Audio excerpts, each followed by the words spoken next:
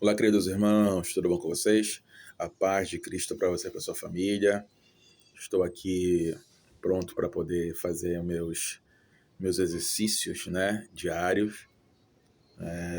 Quem tem diabetes, como eu, né, tipo 2, aquele adquirido, eu tirei a vesícula há um tempo atrás. E quando eu tirei a vesícula, nunca mais meu organismo foi o mesmo, né? E uma das situações que pode acontecer é justamente o surgimento da diabetes. E eu fui o escolhido para tirar a vesícula e passar por toda essa situação. É uma situação muito difícil, tá? Muito complicada mesmo. Você fica 24 horas pensando no que você vai comer, né? Fazendo os exercícios que tem que fazer, né? Calculando o que você pode comer ou não, muitas vezes tomando remédio. Eu deixo de tomar remédio para poder fazendo exercício, né?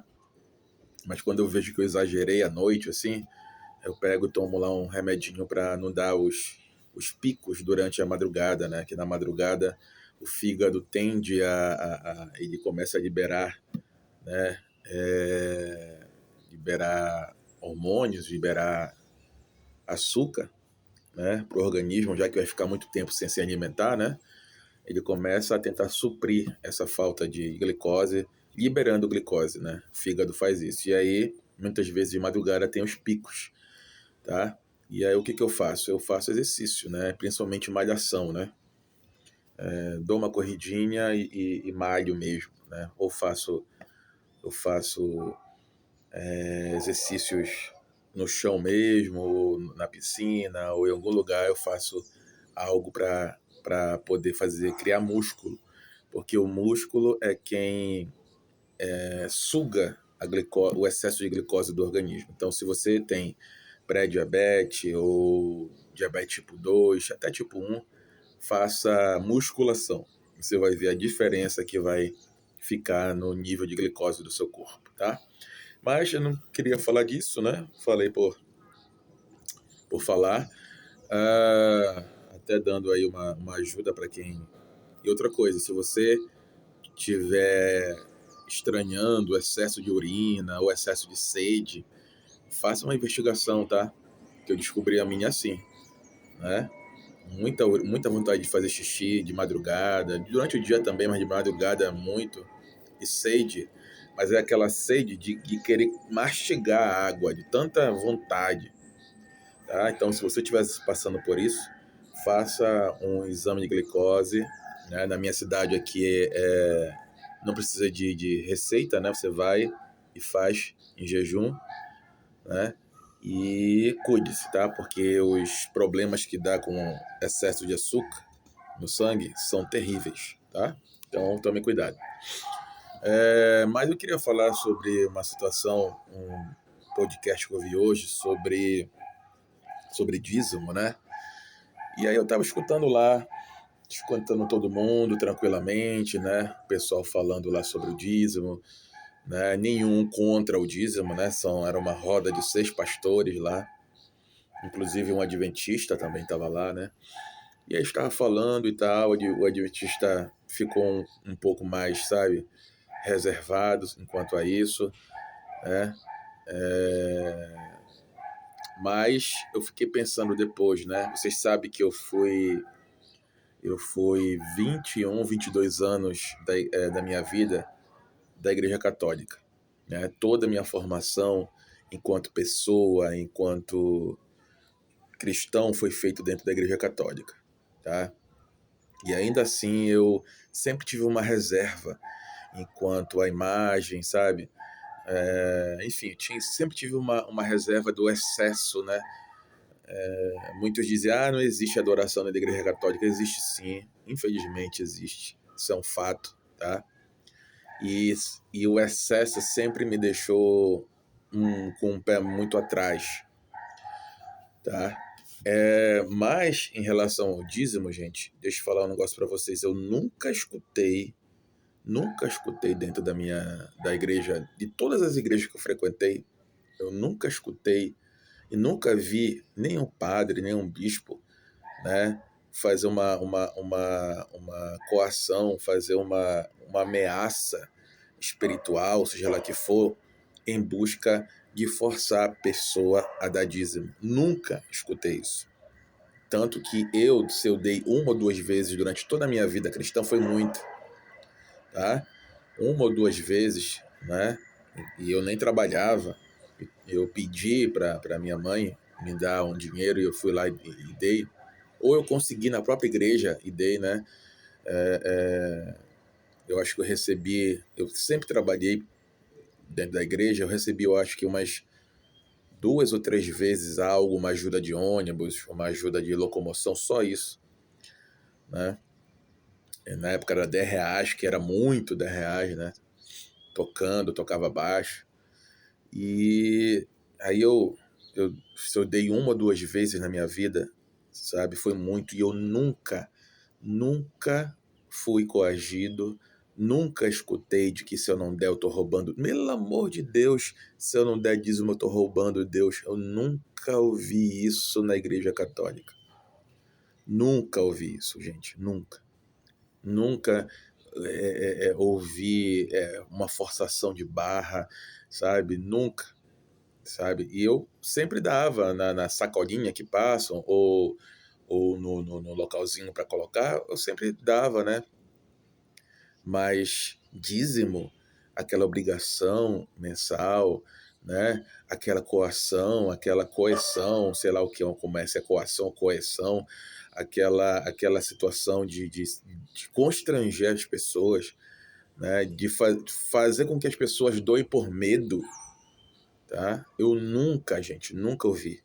Nunca ouvi, nunca, nem presencialmente e nem online. Que eu vi muito canção nova, vi muitas pregações e missas, né, online, sempre pedindo ajude e tal, mas dízimo, a palavra dízimo, eu acho que eu nunca ouvi, pouquíssimas vezes eu ouvi dentro da Igreja Católica, né? E hoje nesse debate eu vi o quanto esses pastores, pelo menos aqueles, ou talvez a maioria, eles se utilizam, né, dessas situações para poder forçar a pessoa, né, a fazer algo, certo? Levando ao ponto a pessoa fazer não por amor, não por espontaneidade, mas por uma obrigação que se não, eu escutei até isso, que se não der é pecado e vai para o inferno, né? Escutei isso de um apóstolo que estava lá na mesa, né? Ai, meu Deus do céu. E aí eu quase que eu mando uma mensagem lá perguntando: ô apóstolo, já que o senhor é apóstolo e foi. Porque todo apóstolo, para ser apóstolo, ele tem que ter um relacionamento com Jesus presencialmente. Presencialmente. Todos que foram considerados apóstolos, até Paulo, né, teve um contato presencial com Cristo, certo? Eu poderia perguntar para ele, né, se eu estivesse lá.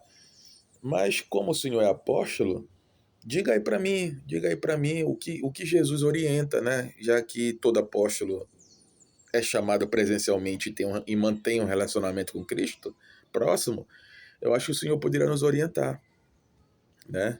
E aí ficava falando, não, porque isso está na antiga aliança, e a antiga aliança também é nossa aliança, porque tudo é igual e não sei o que, não sei o que, mostrando dúvida, mostrando incerteza, mostrando, sabe? Mas se ele é apóstolo, aí eu não entendo mais nada. Apóstolo que fala com Cristo não sabe dizer se é obrigado ou não, porque Cristo não fala para ele isso, sabe? Então, é uma situação que eu assim vejo, poxa, meu Deus do céu, né? Realmente o mundo ele é muito voltado para o ter, né? E aí naquela rodada de ouvir cada coisa. Ah, porque as pessoas pensam que pastor não pode pensar em prosperar. Ah, porque as pessoas, sabe? Ah, porque eu sou isso, sou aquilo, porque eu tenho isso, tenho aquilo, sabe? E aí a gente vê a essência do evangelho, o quanto Cristo orientou, disse, para a gente não pensar em vida aqui nessa terra, para a gente não pensar, sabe, em ter nessa terra, para a gente não se apegar às coisas dessa terra, né? E a gente vê esses pastores sabe, não estou dizendo que não tem padre assim também, vendo aí, por exemplo, o Fábio de Mello, que é milionário, né? É até esquisito um padre ser milionário, mas tudo bem. Mas, sabe, é uma coisa... Tinha só um que disse que no Nova Aliança não tem nenhum texto dizendo que os cristãos têm que ter essa obrigação de ofertar, de dar dízimo, né? Está lá escrito em ofertar, né? Em doar de acordo com o seu coração, com a sua possibilidade, né? De poder fazer a comunidade ali, a comunidade crescer, a igreja e tal, né? E isso tem lá, realmente. Mas algo espontâneo, algo que a pessoa, sabe, doe de coração, por amor, né, a obra, o evangelho. Eu não sou contra a igreja, eu não sou contra o templo. As pessoas acham que eu sou contra o templo, contra a igreja. Eu não sou, tá? Por mim, deveria ter muito mais do que já tem, é claro, com uma liderança coesa, uma liderança coerente com o evangelho, mas eu não sou contra, não. Tá? Eu acho que a igreja ela tem seu papel, sim, um papel fundamental na sociedade. Muita gente aí, sabe, com relatos de que estavam totalmente perdidos na vida, né? E encontraram uma porta aberta de uma igreja e foram acolhidos e mudou a sua vida, né? Aquela comunidade. Então eu não sou contra, eu só acho que ninguém tem o poder de enclausurar Cristo, ninguém tem o poder de trancar Cristo em quatro paredes, né? Não, só aqui que ele age e acabou. Não, não, né? Já falei para vocês que o início ali em Atos, né? A igreja era mista, se encontravam no templo, mas faziam a ceia do Senhor, né? Faziam a ceia nas casas. Então era mista, né? Era mista, né? Depois que foi concentrando só em templo, né? E hoje a gente tem a noção de que não, Deus só fala, só age se estiver dentro do templo. Nós todos somos corpo de Cristo, tanto que eu falo, olha, aquele que tem Yeshua como seu salvador, ele nunca pode se considerar desigrejado, né? Ele pode ser um destemplado, mas não desigrejado, né? Se autoconsidera desigrejado, aí está ferrado, né? Entende? Então, sabe, isso me deixa realmente, certo, assim, de boca aberta, o quanto as pessoas não conseguem entender de verdade mesmo, né?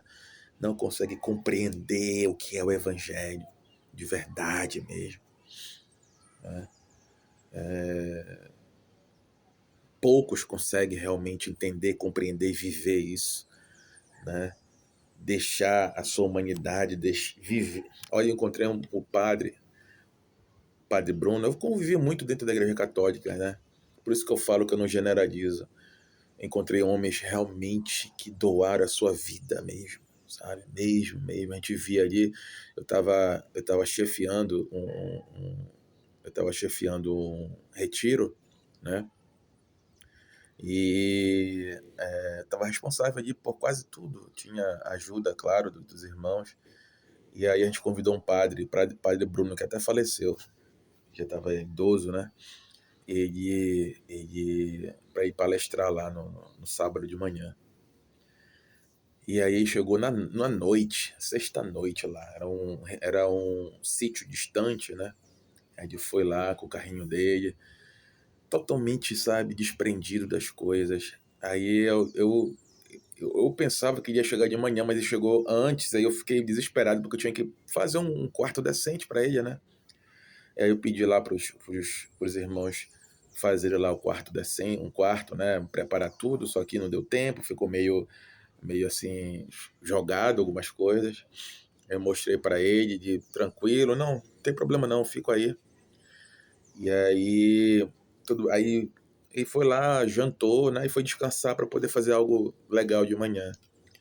Aí, como eu sempre ia olhar antes de dormir as coisas, eu fui lá e olhei o quarto dele, ele tava deitado, né, com a roupa mesmo que ele chegou, tá? Morto de cansado, com a luz acesa, com o ventilador ali girando, um ventilador barulhento, né? Tava calor, tá? Mas ele tava lá jogado, e eu olhei assim, e fiquei, sabe, pensando, olha só, né? Olha só, né? Um padre, certo? Que de alguma forma tem patente na igreja, né? Poderia exigir um monte de coisa aí. Poderia dizer que não quero ficar nesse quarto, não quero ficar assim, e não exigiu nada e não reclamou de nada, nada. E a gente não estava preparado para recebê-lo, para dormir. E aí chegou lá, não, meus filhos, fiquem tranquilo que eu me arrumo aqui. E aí eu vi lá ele jogado na cama, sabe? Cansado que só. E eu olhei assim, falei, meu Deus, né? Assim que eu quero ser, sabe? Eu sempre olhei e observei muito além da fala das pessoas, muito além das palavras, mas sim nos exemplos. Para mim, o testemunho, né? O testemunho da pessoa, o testemunho mesmo, ele é o fundamental. Palavra o vento leva, palavra, sabe? Mas o testemunho de Cristo, a vivência, a verdade da, da vivência daquilo que ele escutou na Bíblia, que ele leu, isso realmente é o que para mim importa. E esses homens foi o que realmente me formaram, sem mesmo muitas vezes eu escutar eles muito, mas foi pelo testemunho deles que me formaram, que me deixaram assim desprendido. É claro que eu quero ter pelo menos a condição de sustentar meus filhos, de formar meus filhos, só isso. Agora o resto eu não tô nem aí, se, sabe, eu não tenho nenhuma pretensão de querer montar isso, montar aquilo, eu só quero ter uma aposentadoria, sabe, se eu chegar até lá, que eu possa pagar um planinho de saúde de 200, R$ 300 para mim, para minha véia, né? E ter o que comer, a casinha nós temos, né? Só, acabou, sabe? Agora, Deus sabe do meu coração o que eu tô falando para vocês. Agora, sabe, pretensão de ter isso, ter aquilo, de viajar, para mim eu não saio da minha casa para nada. Se eu pudesse viver aqui na minha casa eternamente, porque na minha casa eu faço meu trabalho de evangelização. Na minha casa eu trabalho. Na minha casa tem o que eu preciso. Meus filhos estudam perto de casa. Então, para mim, esse negócio de querer viajar, conhecer o mundo, não, meu, não quero nada disso, não quero nada disso, tá? Não tenho nenhuma pretensão de nada, de nada.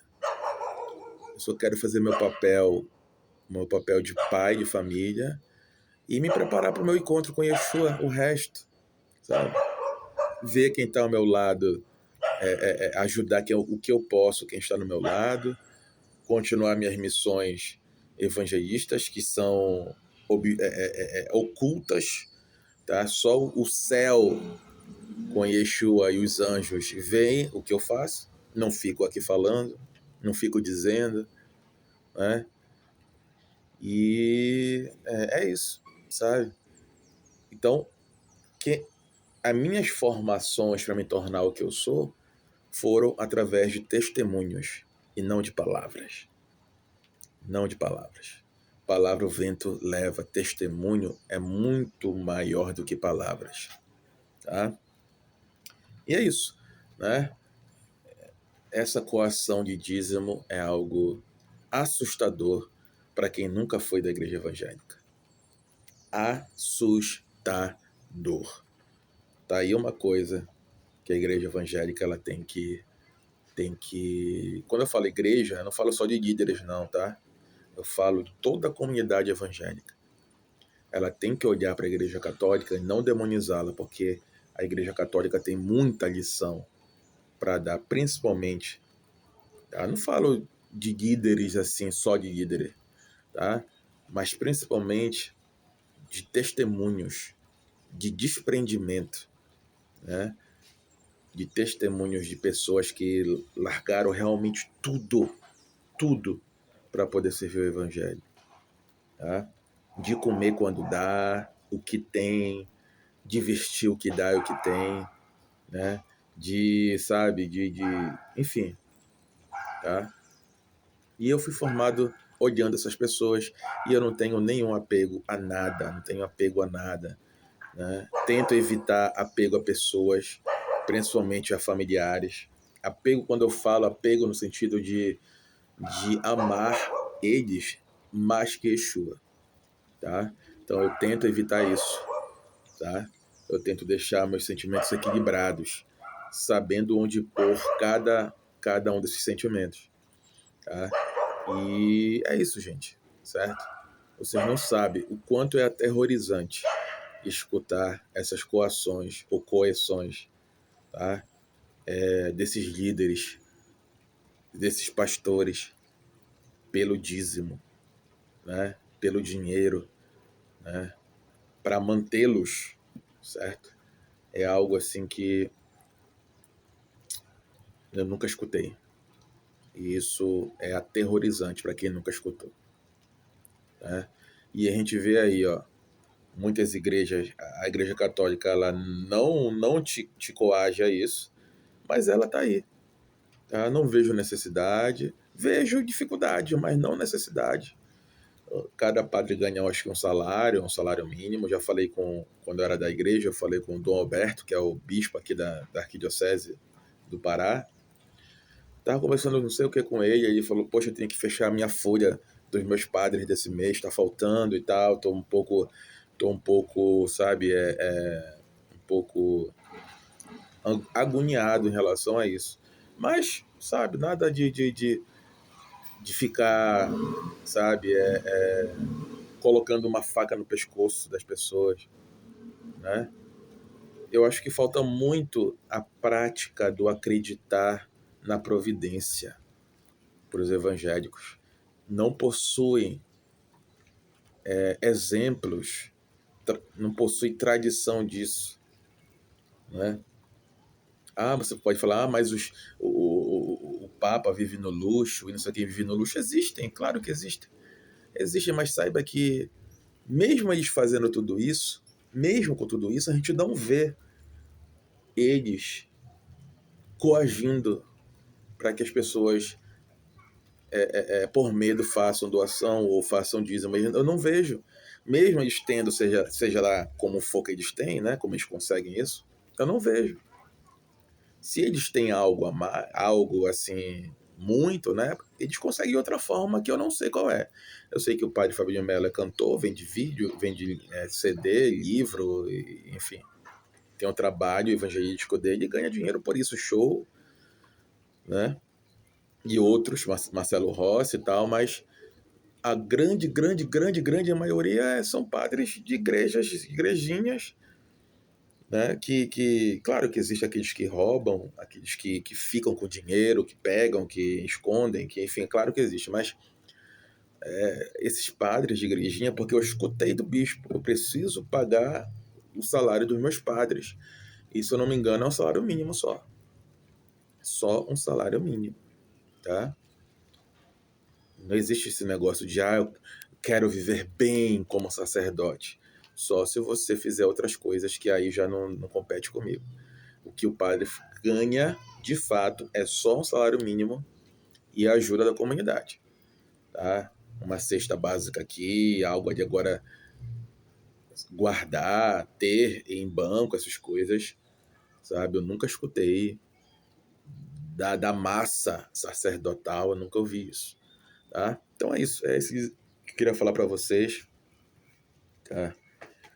Realmente, o que eu escutei hoje me deixou assustado, né? E, enfim, eu acho que a igreja evangélica tem que olhar um pouquinho mais para algumas situações da igreja católica, né? Pelo menos nisso, de constranger as pessoas, né, a dar dízimo, senão elas estão pecando e vão para o inferno. Eu vi isso hoje, e foi do apóstolo, tá? Isso realmente é assustador. Dizendo que é ladrão se não devolve o dízimo, né? E até um ouvinte falou, poxa, mas se não tem templo, se nós não somos da linhagem de Arão, se não tem mais os levitas, se não tem nada disso, por que, por que a igreja ela faz esses constrangimentos? Né? É uma pergunta. Né? Eu ouvi também um rabino dizendo, olha, os nossos dízimos era sempre de alimento, de sustento, nunca foi dinheiro, nunca foi dinheiro. Né? Então, algo de errado não está certo nisso. Então é isso, irmãos. Obrigado pela sua presença aqui. Deus abençoe. Até a próxima. Tchau, tchau.